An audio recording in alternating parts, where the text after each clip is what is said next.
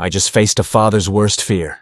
An HOA bully slapped my daughter at lunch, and his mother posted a fake video online to pin vandalism on her. And her excuse, she said, "Boys will be boys, but girls must be held accountable." What they didn't know was that I would do anything to protect my daughter, and I was going to be sure I made them pay. But let me start at the beginning. Before we dive in, let me know where you're listening from today. Lunch was loud. Then a hand cracked across my daughter's face and the room froze. Phone's up, her name's Tiffany. I'm Jim Bowman. 30 seconds later, the HOA prince was crying on the floor. By sundown, his parents were next.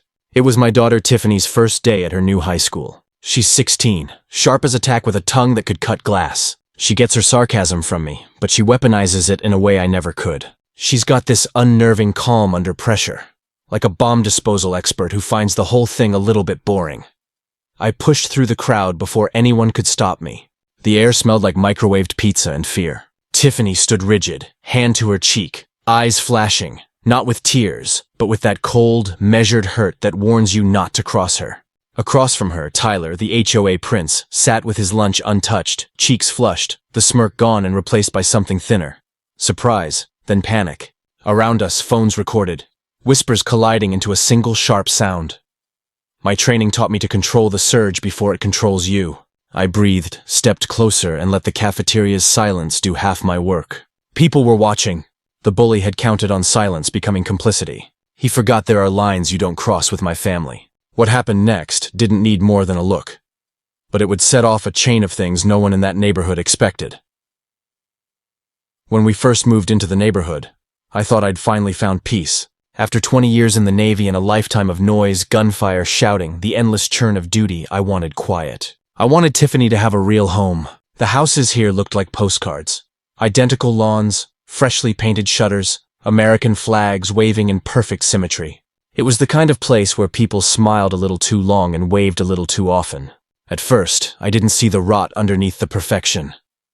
The Homeowners Association ran the neighborhood like a private kingdom, with Martin and Carol Bennett as its king and queen. Martin was the HOA president, a smug, retired insurance broker who thought bylaws were scripture. Carol, his wife, carried herself like suburban royalty, all pearls and judgment. Their son, Tyler, was the HOA prince everyone tolerated but nobody liked. He had that cruel kind of charm, the kind that fed off people's discomfort. I learned pretty quickly that in this neighborhood, power didn't come from who was right. It came from who the Bennetts liked. It started small. One morning, I got a letter taped to my mailbox. Notice of violation. Grass height exceeds 3 inches. Please comply within 48 hours. I laughed. My grass was perfect. But when I asked around, my neighbors just shrugged and said, "That's the Bennetts for you." Everyone had a story. A fence 1 inch too tall. A paint color 1 shade too dark. No one fought back. Not anymore. Tiffany, though, she wasn't built to blend in. She had opinions, sharp ones, and when she saw something wrong, she said it. That's what got her on Carol Bennett's radar. It started at the community center. Tiffany had volunteered to help decorate for the HOA's annual charity luncheon. Carol was there, directing everyone like a general in pearls. Tiffany overheard her berating one of the kids for dropping a napkin. My daughter stepped in, told her maybe she should talk to people with a little respect. Carol smiled, that tight smile women like her use when they want to remember your face for later revenge. From that moment, Tiffany had a target on her back. Then came the vandalism. One morning, graffiti showed up on the wall behind the pool house, some crude nonsense about HOA rules. Within hours, Carol posted a security video online claiming it showed Tiffany doing it. The video was blurry, dark, and fake as a $3 bill. But Carol captioned it with, "So sad when parents don't teach their children respect." The neighborhood gossip machine roared to life. People whispered at the mailbox, in the grocery store. Tiffany tried to laugh it off, but I could see the hurt in her eyes. She said, "Dad, it's fine. People will figure it out." I wanted to believe her. Then came the lunchroom. Tyler, riding high on his mother's false narrative, decided to finish what she started. During lunch, he taunted Tiffany in front of everyone, said she was a vandal, said her dad was a loser living off military pity. She ignored him at first. Then she fired back, one sentence quiet and razor-sharp. Tyler didn't like being laughed at. He stood up, red-faced, and slapped her. That's when the cafeteria froze. By the time I got the call, I was already halfway there, a kind of instinct you can't unlearn. My boots hit the cafeteria floor 30 seconds later, and the so-called HOA royalty learned that respect isn't enforced by rules. It's earned by action. They crossed the line. and I was about to show them just how far I'd go to protect my own. The cafeteria slap didn't end with the sound of skin on cheek. It rippled outward like a stone thrown into a still pond, small waves at first, then crashing into everything around us. Phones blooped. Feeds lit up. Carol Bennett's post about the vandalism kept rattling through the neighborhood like a train horn, and the Bennetts used that noise as cover. They were experts at turning volume into truth. At home that night, Tiffany shut herself in her room and I sat outside the door, listening to the quiet thrum of her Spotify playlist and the soft tap of her fingers against the phone. She was furious, but she was more scared of the social machinery than she was of Tyler. Kids could be cruel, but adults could weaponize cruelty into a career. I could see the calculation in her jaw. She wanted to fight, but she also knew how much worse retaliation could get. I started collecting pieces. Military training makes you notice patterns. I traced the timeline. Carol's video went up before anyone could have verified the vandalism, and the footage was suspicious. Cuts, odd angles, footage obviously spliced. The graffiti itself looked amateurish, as if someone wanted it seen and wanted the blame to stick. I printed screenshots, saved posts, and backed up everything to a drive. Evidence is a quiet, patient thing. You assemble it until it forms a shape the world can't ignore. Neighbors were divided. A few came forward quietly to tell me what they'd seen. Tyler skulking near the pool house late at night. Martin lecturing the landscapers about making an example. A lawn camera pointing not at the street but straight at our driveway. Others closed ranks. Fear is contagious. People who'd lived under Martin's rule for years had learned to look away. Martin himself called the next morning with that syrupy, practiced politeness he used at HOA meetings, the kind that hides a knife behind the handshake. He warned me, in careful tones, about escalating tensions, and hinted at fines if my family continued to create disturbances. It was thinly veiled, be quiet or face consequences. He'd weaponized bylaws before. This wasn't about vandalism anymore. It was about power. I tried the school route. The principal was overwhelmed, but sympathetic.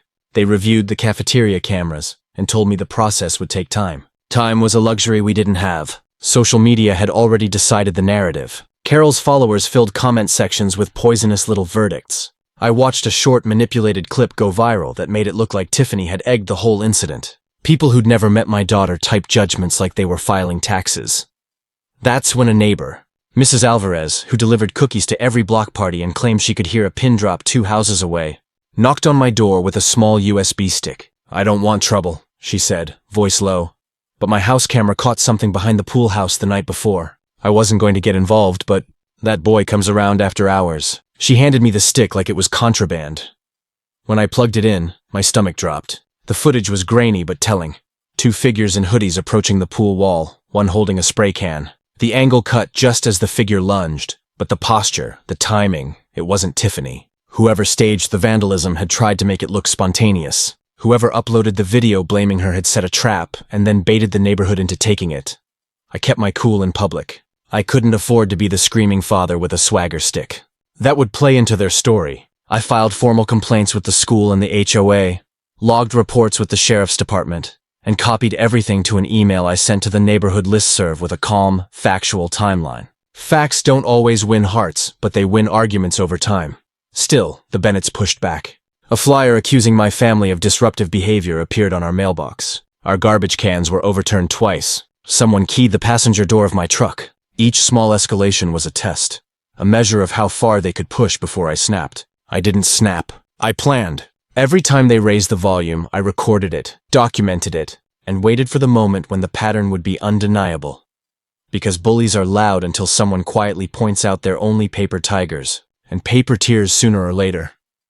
The day after the vandalism proof landed in my lap, I walked into the school cafeteria again. The smell of bleach and reheated fries hit me like déjà vu. The chatter dipped when I entered, whispers spreading fast, eyes darting. The clip of Tyler slapping Tiffany had made the rounds now, stripped of context but still powerful. People didn't know what to believe. They only knew something was coming. I wasn't there to cause a scene. I was there to finish one. Martin Bennett was already waiting. Pressed khakis, smug smirk, HOA badge clipped to his belt like it meant authority anywhere beyond his cul-de-sac. Beside him, Carol sat stiffly, arms folded, pearls gleaming like battle medals. And behind them, Tyler, the prince of arrogance, slouched in his seat, smirking like this was a game he'd already won. The principal hovered nearby, nervous, asking us to keep things civil. Martin agreed with a smile that didn't reach his eyes. Of course, he said. We're all reasonable adults here. Reasonable. Right. I set a small USB drive on the table between us. You'll want to see this, I said quietly. It's from the pool house camera. The night before the graffiti, Carol's expression barely flickered. Martin chuckled. Jim, we've already reviewed the footage. Tiffany's behavior speaks for itself. I leaned forward, elbows on the table, voice steady. The footage you posted online was edited. This one's raw. Shows your son and one of his friends painting that wall. Clear as daylight. For the first time, Tyler's smirk faltered. His eyes darted to his mother. Carol's lips parted. Not denial, not outrage, just the sudden realization that her version of control had slipped. Martin reached for the drive with a trembling hand but stopped halfway, probably calculating whether touching it made him complicit. You're bluffing, he said finally, but the edge in his tone betrayed him. I didn't answer. Instead, I nodded toward the cafeteria door. You can ask the sheriff yourself. He's waiting outside. That got their attention. 2 deputies stepped in, calm but firm. The murmurs around the room swelled into a low hum. One of them, Sheriff Halloran, nodded to me. Mr. Bowman, thanks for the call. He turned to Martin. We've got a few questions for your son about some vandalism footage. Might as well clear things up now. Carol shot up from her chair. This is harassment! You can't, but she stopped when Halloran lifted a hand. Ma'am, we already reviewed your video. It's been doctored. We traced the upload to your home computer. The room went silent. Even the fluorescent lights seemed to dim under the weight of her shock. Tyler's face went pale. The tears that welled up weren't guilt. They were fear. He broke faster than I expected. It was supposed to be a joke, he blurted, voice cracking. Mom said we just needed to teach her a lesson. Martin's chair scraped backward. Tyler, stop talking! But it was too late. The confession echoed through the cafeteria like a gunshot. Phones were already up, recording. The same devices that had humiliated my daughter were now documenting the truth. Halloran nodded at his deputy, who stepped forward and gently placed a hand on Tyler's shoulder. We'll handle it from here. I looked at Tiffany across the room. She stood straight, calm, not triumphant but steady. The same composure I'd seen her practice since she was little. I gave her the smallest nod, the one that said it's over now. As they led the Bennetts out past the gawking students and shocked teachers, Carol turned back toward me, her mask cracked, voice trembling with disbelief. You don't know what you've started. I met her eyes and said, no, Carol. You don't know what you ended. Because that moment wasn't just about justice for Tiffany. It was the spark that would burn through the rotten foundation of the entire HOA. And by sundown, the Bennetts' kingdom would start to crumble. When the deputies walked the Bennetts out of that cafeteria, I thought it was over. I thought the truth, clear and recorded, would settle everything. I should have known better. People like Martin and Carol Bennett don't go down quietly. They drag the whole neighborhood down with them first. That night, my phone wouldn't stop buzzing. The HOA's group chat lit up like a Christmas tree. Posts from Carol's supporters flooded in, twisting the story, painting the sheriff's intervention as an overreaction, and me as a violent ex-military father who intimidated a teenager. Carol's edited video was gone, but screenshots of her version still circulated. The lie had already multiplied before the truth could lace up its boots. By midnight, a new post appeared on the HOA's official page. The board is aware of recent incidents involving residents and their families. We urge calm while we review possible code of conduct violations. HOA leadership will address disruptive behavior immediately. Disruptive behavior. That was me. That was my daughter. They weren't retreating. They were regrouping. The next morning, as I stepped out to grab the paper, 2 sheriff's cars rolled down the street. Not for me, thankfully, but for them. Halloran himself called me later. We're opening an investigation, he said. Editing public video to frame a minor? That's serious. I thanked him, but his tone told me this was going to take time. Bureaucracy always does. The neighborhood didn't wait. Overnight, sides had formed. Half the street quietly supported me, whispering their agreement when no one else could hear. The other half acted like I was radioactive. Cars slowed when passing my house. Someone dumped trash in my yard, just enough to make a point. HOA letters started arriving again, this time almost daily. Unapproved modifications to the fence. Unauthorized signage, referring to the small American flag Tiffany had hung in her window. They wanted me rattled. Then came the next blow. The HOA emergency meeting. No agenda, just a vague message. All homeowners must attend. The Bennetts wouldn't be there, too busy lawyering up, but their loyalists still sat on the board, ready to do damage. I showed up anyway, not because I had to, but because silence was their weapon, and I refused to hand it to them. The room was packed, the air thick with tension. You could feel the division like fault lines underfoot. The vice president of the HOA, a man named Greg Withers, called the meeting to order with his gavel. Too hard, too fast, like he was trying to drown out his own fear. He cleared his throat. "We're here to address recent incidents that have disrupted our community's image." He never looked at me, but his meaning was clear. "We have concerns about residents engaging law enforcement in neighborhood disputes without first consulting the HOA. I almost laughed. "So we should have asked permission before stopping your president from framing my daughter." A few people chuckled nervously. Greg's face flushed. "Mr. Bowman, this is not the place for personal attacks." I leaned back, voice steady. "You're right. This is the place for accountability. I have proof that the HOA president's family fabricated evidence, spread false claims, and violated privacy laws. And if this board doesn't act, the county will." Silence. Then a voice from the back, Mrs. Alvarez again. "He's telling the truth. I gave him the footage. I've lived here 20 years, and I'm tired of being scared of these people." Her words hit like a match on gasoline. A few others murmured in agreement. Someone clapped just once, hesitant, but it was enough to break the spell.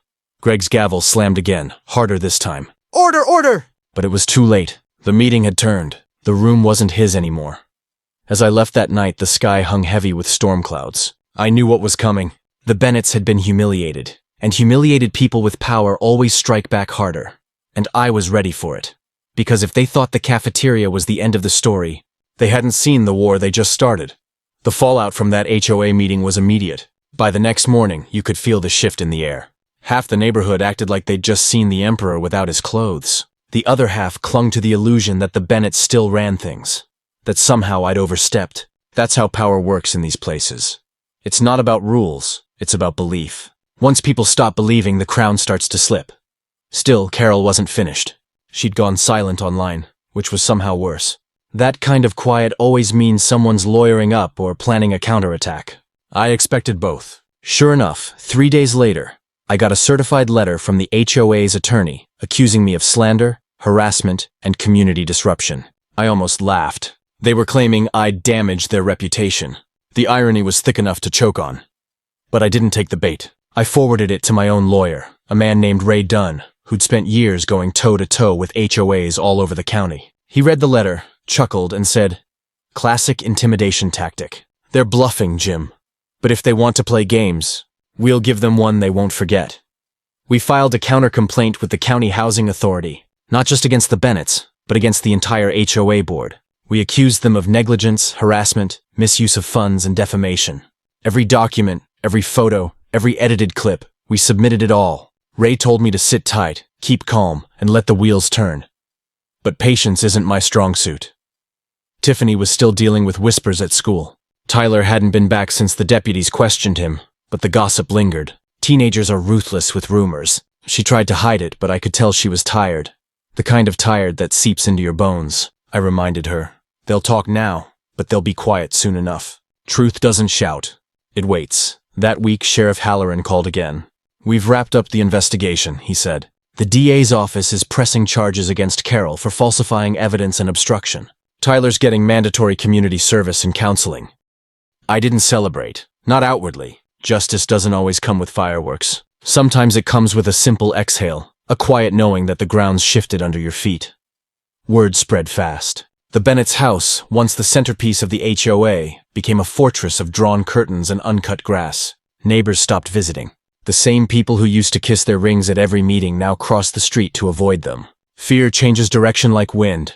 2 weeks later, the HOA called for a special election. Martin was forced to step down as president pending investigation. And the board, for the first time in years, opened the floor to nominations. You could feel it. The entire neighborhood wanted a reset.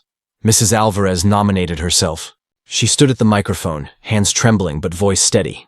"I'm tired of living in fear of people who think power means punishment," she said. "We need to rebuild trust, and that starts by remembering this place was supposed to be a community, not a courtroom." She won by a landslide. After the meeting, she found me outside and said, "You didn't just protect your daughter, Jim.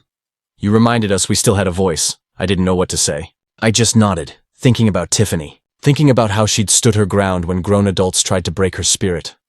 For a few weeks, peace returned. No more violation notices, no more sideways glances. I mowed my lawn without feeling watched. The air felt lighter, but deep down I knew it wasn't truly over. People like Martin don't vanish, they regroup. And if I'd learned anything in my years of service, it was that the moment things go quiet is usually right before the next strike. The neighborhood had started to heal, but the Bennetts weren't finished, not yet. And soon, I'd find out just how far a desperate man would go to reclaim a crown made of cardboard. The quiet didn't last. It never does.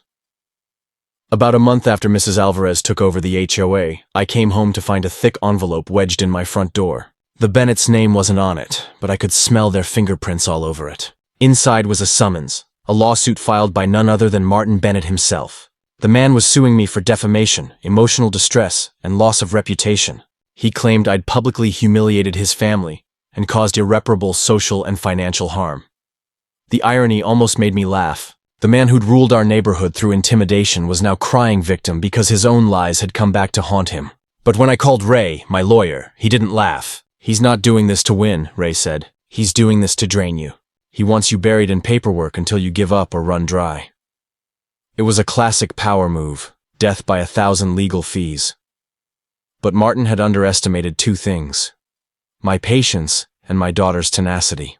Tiffany wasn't scared anymore. She was angry, not the reckless kind, but the calm, methodical kind that runs in our blood. While I gathered legal files, she dug through old HOA newsletters, meeting notes, and bank statements that had been mailed to every resident for years. She said, "Dad, didn't you notice how every community project somehow led back to the Bennett's house?" She was right. Every picnic, every playground repair, every emergency maintenance seemed to funnel money into companies owned by Martin's friends. And when she cross-referenced the business names, the trail got clearer and darker. Martin had been using HOA funds to pay for personal expenses, landscaping for his property, a new roof, even a vacation labeled as a board retreat.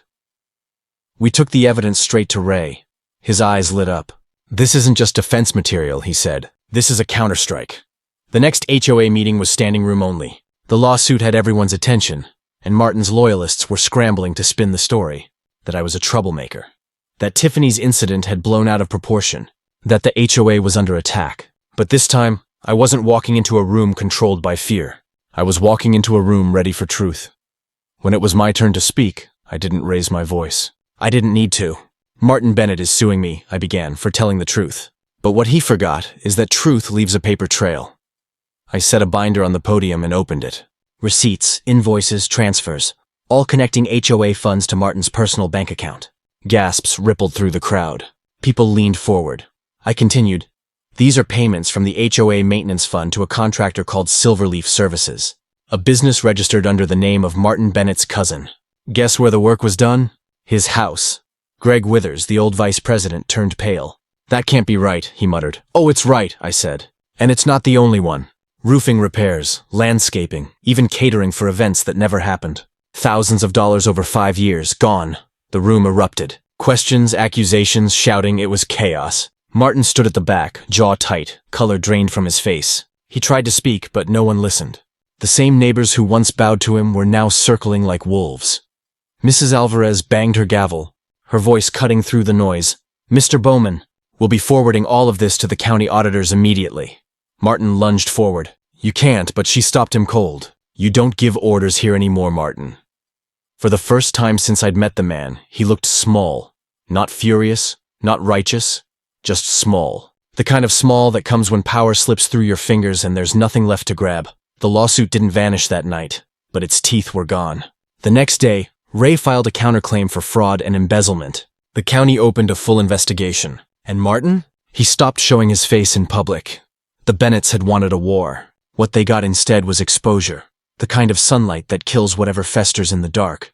But I still wasn't celebrating. 'Cause cornered animals don't surrender. They lash out. And Martin Bennett, stripped of his title and pride, still had one last move to play. When people like Martin Bennett lose power, they don't admit defeat, they rebrand their failure as a crusade. I learned that the hard way. 2 weeks after the HOA meeting that blew the lid off his embezzlement scheme, a thick manila envelope landed on my porch. Inside was a letter typed in the kind of bold font people use when they're trying to sound official. The header read, "Community Notice of Eviction Proceedings." It wasn't from the county. It wasn't from the sheriff. It was from Martin. Apparently, while everyone thought he'd been quiet, he'd been busy digging through bylaws, the same ones he'd weaponized against dozens of residents over the years. His new argument was that I'd violated the HOA charter by engaging in conduct unbecoming of a community member, and that my property was now subject to removal from the association. In plain English, he wanted to evict us from our own home. Ray nearly laughed himself out of his chair when I showed him the letter. He's bluffing, he said. HOAs don't have that kind of power. He's trying to scare you, make you waste money, energy, and sleep. It's psychological warfare. Psychological warfare. I'd seen it before, just not in manicured suburbs with mailbox flags. But the part that hit hardest wasn't the letter. It was Tiffany. She found out before I could hide it from her. The idea that someone could push us out of our home, the home she finally felt safe in, made her furious. He's not going to get away with it, Dad, she said. Her voice didn't shake. She meant every word. I decided to give Martin a taste of his own medicine. We filed a formal complaint with the state HOA regulatory board, attaching every piece of evidence we'd gathered. The fraudulent notices, the doctored videos, the misuse of funds, the harassment. I copied every resident on the email. I didn't use dramatic language, just facts. Cold, clear, and irrefutable. And then something unexpected happened. Neighbors began to speak up. One by one, stories trickled in. A widow fined for leaving her Christmas lights up 2 days too long. A single mom threatened with foreclosure because her shutters didn't match community tone. A retired teacher who paid special assessments for repairs that never happened. All trails led back to Martin. It was like the whole neighborhood had been waiting for someone to light the match. Mrs. Alvarez organized a meeting at the community center. Not an HOA meeting, but a town forum. No gavels, no intimidation, just people finally speaking freely. Halloran, the sheriff, even showed up to listen. When my turn came to speak, I didn't talk about revenge. I talked about accountability. We all let this happen, I said. We all looked the other way because it was easier than fighting back. But this neighborhood isn't his. It's ours. It belongs to the people who pay the dues, mow the lawns, raise the kids, and actually care. Applause broke out. Hesitant at first, then rolling, loud and unafraid. Someone asked, "So what happens now?" Halloran stepped forward. "Now," he said, "we let the law do what it's supposed to. Mr. Bennett's under investigation for fraud, misuse of association funds, and harassment. The county's freezing the HOA's accounts until the audit's complete." The air in the room shifted, a collective exhale. After years of walking on eggshells, people finally stood tall, but I could feel it. The calm before the final storm. That night, as I walked Tiffany home from the meeting, I noticed a car idling at the end of our street. Headlights off, engine running. When I stopped, it drove away slowly, like it wanted to be seen but not recognized. Tiffany looked at me. "You think it's him?" I nodded. "Martin's desperate. Desperate people don't think. They react." The war was almost over, but not before one last brutal strike. Because in his mind, he'd already lost everything that mattered, except revenge. And that's when men like Martin Bennett become truly dangerous. I didn't sleep that night. The car, the silence, the way the air felt. Thick, expectant. After years in the service, you learn to trust that instinct, the one that whispers when something isn't right. And by dawn, I knew I was right. At 6:12 a.m., a crash echoed from the end of the block. Tiffany jolted upright, rushing to the window. A plume of smoke curled up from the Bennett's driveway. I pulled on my boots and ran outside. The smell hit me first. Burnt plastic and gasoline. Martin's Mercedes was nose first into his garage door, smoke still rising from the hood. For a moment I thought he'd done it on purpose, but when I got closer, I saw him slumped over the steering wheel. Blood on his forehead, still breathing but dazed. His wife Cheryl stood on the lawn in a robe, screaming his name. Halloran arrived 5 minutes later, lights flashing across the cul-de-sac. I stepped back and let him handle it. I'd had enough fights for one lifetime. It turned out Martin had been drinking. His last night of freedom, apparently. The county had issued warrants the evening before for embezzlement, falsifying financial records, and obstruction. The audit had been brutal. The paper trail Tiffany and I uncovered was only the start. Once the accountants dug in, they found almost $180,000 in HOA funds missing. Martin had tried to run before the sheriff could knock.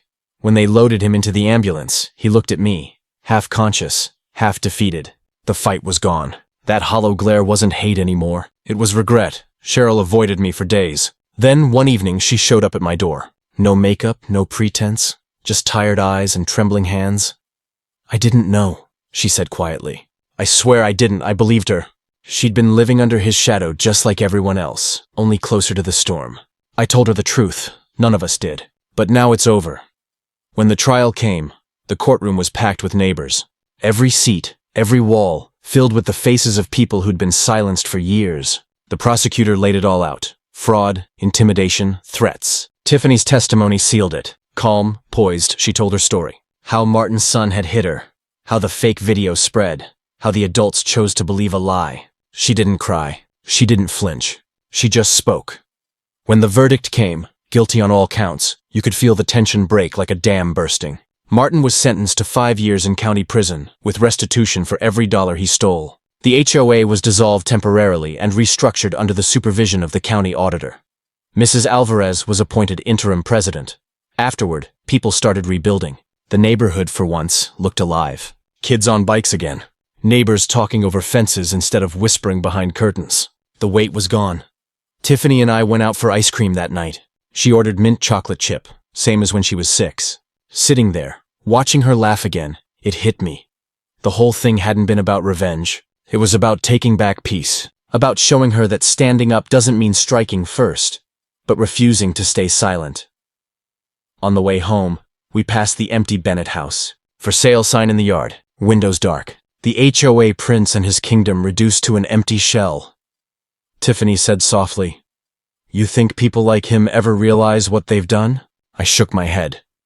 "Maybe, but by then it's too late." She nodded. Good. For the first time in months, I slept through the night. No engines idling, no knocks at the door, just quiet, the kind of quiet you earn. But even as I drifted off, I couldn't help thinking, communities break when good people stop standing up. And sometimes all it takes is one slap, one lie, one spark to remind everyone that bullies, no matter how powerful, always fall the hardest. Life after the storm felt strange. Peace has a sound, soft, steady, almost unfamiliar when you've lived too long in chaos. The HOA that once ruled our street like a dictatorship was now just a handful of neighbors figuring things out together. Barbecues replaced board meetings. Arguments over lawn heights turned into jokes. Tiffany thrived. She joined the debate team, fitting, I suppose, for a girl who learned firsthand what it means to stand your ground. The video that once humiliated her online? It was gone, deleted by the platform after the court ruling. But even if it had stayed, it didn't matter anymore. She'd owned her story. As for me, I fixed up the old shed behind our house, turned it into a workshop. Some nights I sit out there with the lights low, tools humming, listening to the faint laughter from the kitchen window. It's the sound of healing. A new family moved into the Bennett's house. They waved the day they arrived. No arrogance, no judgment, just simple kindness. Funny how fast a place can change once the poison's gone. Halloran stopped by one evening, leaned against his cruiser and said, "You did good, Jim. Not everyone stands up to power and wins." I told him it wasn't about winning. It was about not letting fear run your life. He nodded, smiling. Still. Feels good, doesn't it? It did. As I locked up for the night, I looked down our street, porches lit, kids playing, the world finally back in balance. And I thought about how fast it can all change when one person decides to stop being afraid. Because in the end, that's what broke the bully. Not revenge, not rage. Just truth and the courage to speak it out loud.